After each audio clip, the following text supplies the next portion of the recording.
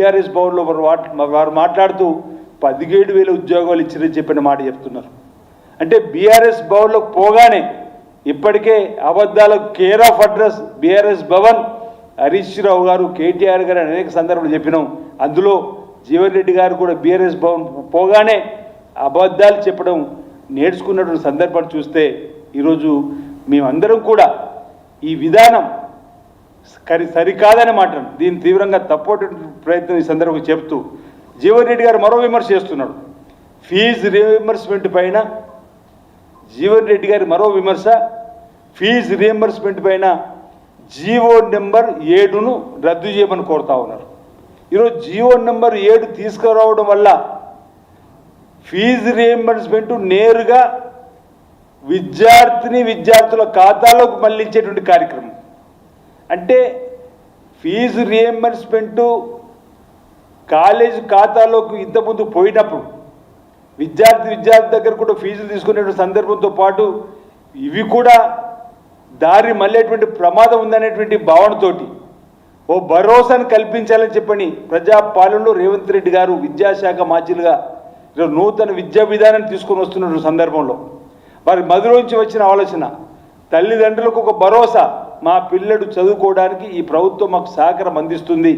ఏదైనా కాలేజీలో అడ్మిషన్ తీసుకున్నామని మన సమాచారం ఉండగానే వారికి నేరుగా వారి ఖాతాలో ఈ ఫీజు రీఎంబర్స్మెంట్ సంబంధించిన డబ్బును వేయడం వల్ల వారి చదువుకోవడానికి ఊతం వస్తుందని చెప్పని వారు ప్రయత్నం చేసి అవినీతి అక్రమాలకు తావు లేకుండా ప్రయత్నం చేస్తే ఈరోజు జీవో నెంబర్ 7ను రద్దు చేయమని చెప్పండి.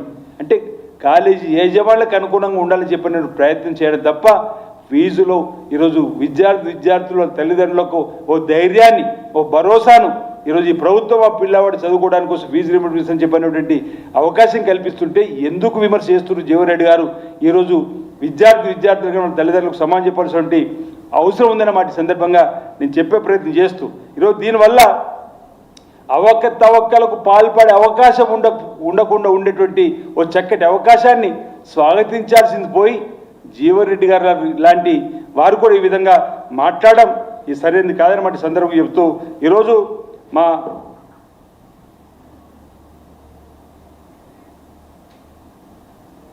అనేక అంశాలపైన కూడా మాట్లాడే ప్రయత్నం చేస్తూ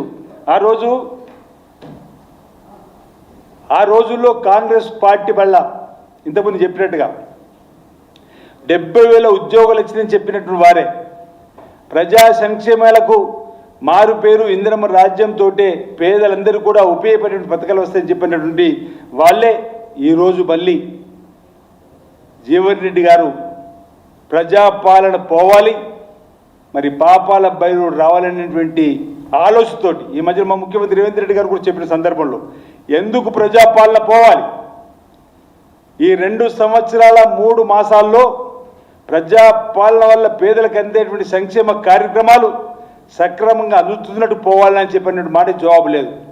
మీరే అన్నారు కదా కాంగ్రెస్ పార్టీలో ఉన్నప్పుడు సన్న బియ్యం గేమ్ చేంజర్ లాగా పేదలకు ఉపయోగపడుతుంది, సంపన్నులు తినేటువంటి సన్న బియ్యం ఈరోజు పేదలకు అందిస్తుంది, ఇది గేమ్ చేంజర్గా పేదలకు సంబంధించిన కొత్త స్కీమ్ అని చెప్పని కాంగ్రెస్లో ఉన్నప్పుడు పోయినటువంటి మాట వాస్తవం కాదా అంటున్నాం.